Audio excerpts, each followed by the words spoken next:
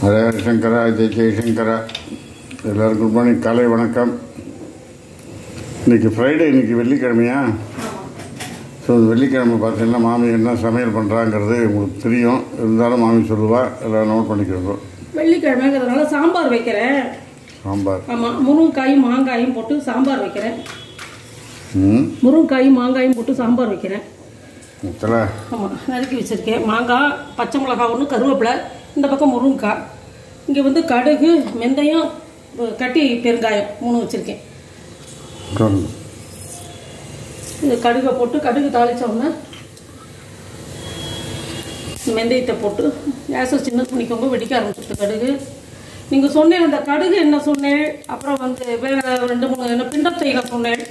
எல்லாம் வாங்கி வந்து வச்சுருக்கேன். இந்த மத்தியானம் தடவிட்டு வெந்நீர் ஊற்றி ஒத்தனை கொடுக்க போகிறேன். ஹாட் பேக் இருக்குது, அந்த ஒத்தனை கொடுக்க போகிறேன்.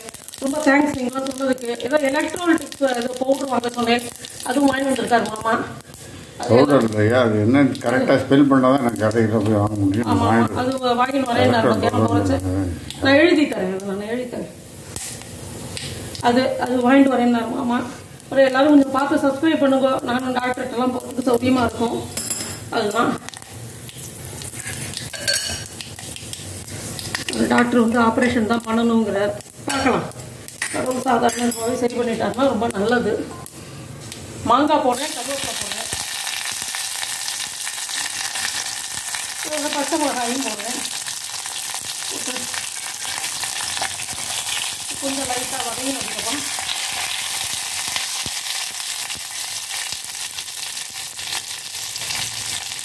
மாங்காய் போடுறதுனால கரைச்ச புளியை பாதி தான் ஊற்ற போகிறேன்.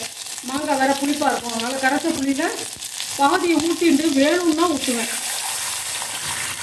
ஒரு சின்ன லெமன் அளவு புளி எடுத்து கரைச்சி வச்சுருந்தேன், வேணும்னா ஊற்றுவேன். இதுதான் இந்த மாங்காயில் வந்து மாங்காய் ஸ்வீட் பச்சடி ஏதோ பண்ணுவேன். அது எப்படி? மாங்காய் பச்சடி இதே மாதிரியே இது பண்ண வச்சு சொல்கிறேன். மாங்காயை நல்லா தோல் சீவிட்டு, இல்லை இந்த மாங்காய்க்கு தோல்லாம் சீவ வேண்டாம், அப்படியே இது பண்ணலாம். அது அப்படியே குக்கரில் வச்சு வேக விடலாம். இல்லை ஒரு எவர்ஸில் கிண்ணத்தில் கனமான பாத்திரத்தில் கொஞ்சம் தண்ணியை கொதிக்க விட்டு இந்த மாங்காயை வந்து அதில் போட்டு நல்லா வேக விடுங்க. கொஞ்ச நேரத்துலேயே நல்லா வெந்துடும் மாங்காய். கொஞ்சமாக வெல்லம் வச்சு, அதுக்கு தேவையான கண் திட்டமாக தான் கொஞ்சமாக வெல்லம் வச்சு அது நல்லா கெட்டியமாக கொஞ்சம் பாகுபாதத்துக்கு முன்னாடியே எடுத்து அதில் ஊற்றிருங்கோ. அந்த மாங்காய் வேக வச்சதில் ஊற்றிடலாம். கிளறிட்டு இறக்கி வச்சு நெய்யில் கடுகு, கொஞ்சமாக உளுத்தம் பருப்பு, கொஞ்சம் ஒரே ஒரு பிஞ்சு மிளகா வத்தல், ரெட் சில்லி தாளித்து கொட்டுங்க. அதுதான் மாங்காய் பச்சடிக்கு. இந்த வருஷ பருப்பு போது தமிழ் வருஷ பருப்புக்கு இந்த மாங்காய் பச்சடி. ஆமாம், வேப்பம்பூ நெய்யில் வறுத்து போடணும். அதுக்கு வருஷ பருப்பு அதெல்லாம் ஞாபகம் சொல்ல மாட்டேங்கிறேன். நான் சொன்னேன்னா அதை பேச விட மாட்டேங்கிறேன். டக்குன்னு வேப்பம்பூ வறுத்து போடுவா. யார் சொன்னா என்னப்பா, நீங்கள் சொன்னால் நல்லது தானே. எனக்கு பார்த்தீங்கன்னாக்கா மாங்காய் பச்சடி, மாங்காய் இந்த மாங்காய் நல்ல மாங்காயாக இருக்கணும். அந்த மாதிரி மாங்காயில் வந்து பச்சடி பண்ணுவா, ஸ்வீட் பச்சடி. அது வெள்ளத்தில் போட்டு பண்ணுறது மாமி சொல்லியிருக்கா. டவுட் வந்துன்னா மாமிகிட்ட கேளுங்க. இந்த சாம்பாருக்கு வேண்டிய பொடி, சாம்பார் பொடி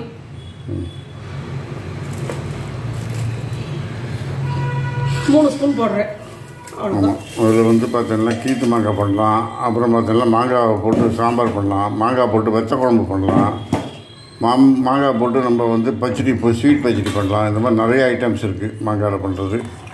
கொஞ்சம் கொதி வந்தோடனே முருங்கைக்காயை போடுறேன் நான்.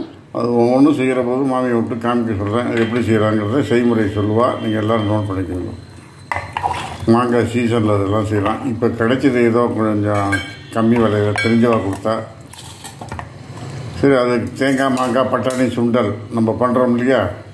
இந்த பச்சை பட்டாணி இல்லைனாக்கா ஒயிட் பட்டாணி எல்லாம் ஊற வச்சு நல்லா, அது எப்படிங்கிறது மாமி சொல்ல ப்ராசஸிங் எப்படி செய்வேன்.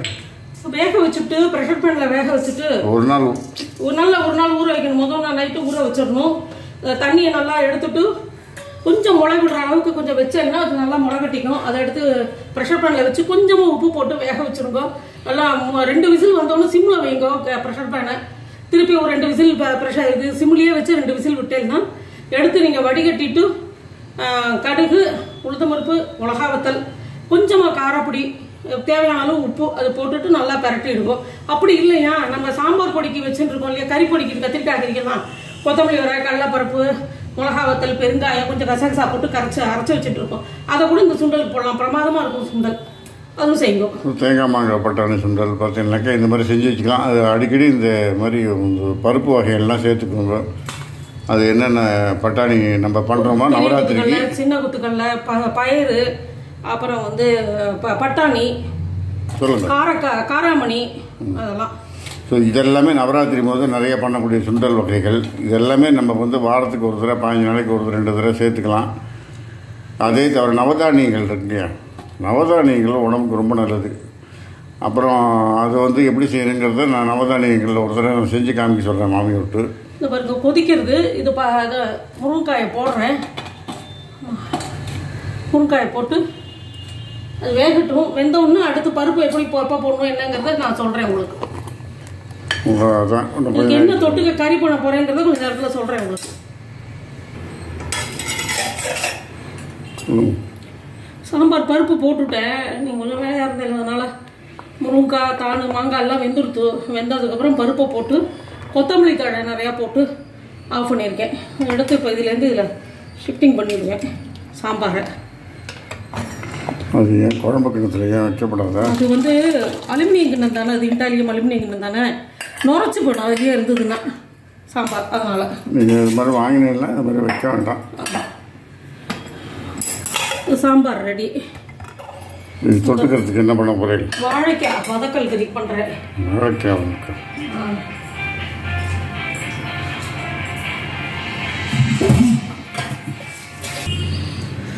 எண்ணெய் காஞ்சிட்டும் வாழைக்காய் கறிக்கு கடுகு போடுறேன். இந்த கடுகு வெடிச்ச உடனே இந்த உளுத்தம்பருப்பு போட்டு இந்த வாழைக்காயை புழிஞ்சு போடணும். அதில் இன்றைக்கி தான் சமையல். முருங்கைக்காயும் மாங்காயும் போட்டு சாம்பார் வைக்கிறேன். வாழைக்காய் வதக்கல் கறி பண்ணுறேன். இன்றைக்கி இதுதான் மெனு எங்காத்தில். எல்லோரும் பார்த்து நிறையா சப்ஸ்கிரைப் பண்ணுங்க. சப்ஸ்கிரைப் பண்ணி கொஞ்சம் ஏதாவது காசு வந்ததுன்னா மாமி கொஞ்சம் டாக்டர்கிட்ட போய் காமிப்பேன். அதுக்காக தான், யாரையும் டிபெண்டிங்காக இருக்க வேண்டாங்கிறதுக்காக தான். அது வேறு ஒன்றுமே இல்லை. வியூவர்ஸ்ட்டை டிபெண்டிங்காக நான் இருக்கலாம். நீங்களாம் தைரியமாக எனக்கு எல்லாம் நிறையா சொல்கிறேன். அந்த எண்ணெய் வாங்குங்கோ, இந்த எண்ணெய் வாங்குங்கோ, அப்படி செய்யுங்க மாமின்னு சொல்கிறேன். ரொம்ப சந்தோஷமாக இருக்குது. நிறையா சப்ஸ்கிரைப்பும் பண்ணுறேன். இதே மாதிரி தொடர்ந்து பண்ணிகிட்டே இருங்கோ. எங்கள் 2 பேருக்கும் வயசானவாளுக்கு கொஞ்சம் உங்களுக்கும் புண்ணியம் கிடைக்கும். தெரிஞ்சவாழ்க்கை. ஆமாம், தெரிஞ்சவா ஃப்ரெண்ட்ஸ் ரிலேட்டிவ்ஸ் எல்லாத்தையும் கொஞ்சம் சொல்லி எனக்கு சப்ஸ்கிரைப் பண்ண சொல்லுங்க.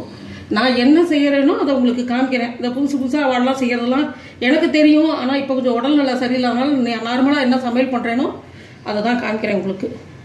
அதை ஒண்டி இது பண்ணுங்க. கடுகு வெடிக்க ஆரம்பிச்சுட்டு நல்லா சின்னது பண்ணிவிட்டு நான் வாழைக்காய் தண்ணியில் இருக்குது. அதை போடுறச்ச டபுன்னு வெடிக்கும். அதனால் சின்ன குழந்தைலாம் பார்த்து செய்யுங்க பாவம். வாழைக்காயை போடுறச்ச செவக்கணுமா? ஆமாம், செவக்கணும், நல்லாவே செவக்கணும்.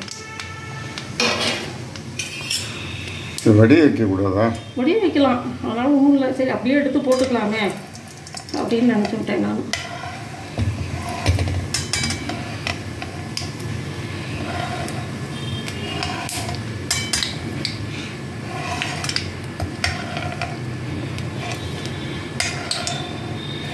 நான் என்ன பண்ணுவேன்னா பாதி வதங்கின உடனே உப்பரப்பு போடுவேன்.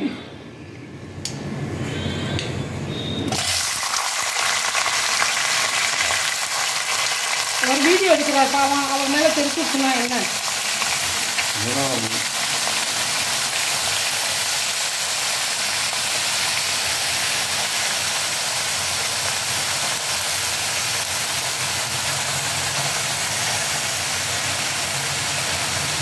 வாழைக்காயை 3 விதமாக நறுக்கலாம். ஒன்று சிப்ஸு நறுக்கிற மாதிரி நறுக்கலாம், பினிஷாக. இன்னொன்று வந்து அதிக பாதியாக நறுக்கி அந்த மாதிரி வதக்கலாம். இல்லை குண்டு குண்டாக இப்படி இந்த மாதிரி நறுக்கலாம். மாமிக்கு தான் பிடிக்கும், அதனால் இந்த மாதிரி நறுக்கியிருக்கேன். இல்லை அப்படி இல்லை, அந்த ரவுண்டாக நறுக்கிறது பாதி இது ஒட்டிட்டு அதில் உப்பரப்பே இறங்க மாட்டேங்கிறது. அதனால் வேறு ஒன்றுமே இல்லை. கொஞ்சம் பெருசு பண்ணிக்கலாம். இப்போ கேஸை நல்லாவே பெருசு பண்ணிக்கலாம், பயப்பட வேண்டாம். வேகணும். பாதி வெந்துட்டும் போடலாம், அந்த இப்போவே வேணாலும் போட்டுடலாம். நல்லதுதான். இப்போ உப்பரப்பை போட்டால் சேர்ந்து எல்லாம் ஒன்றா சேர்ந்து வதங்கும்.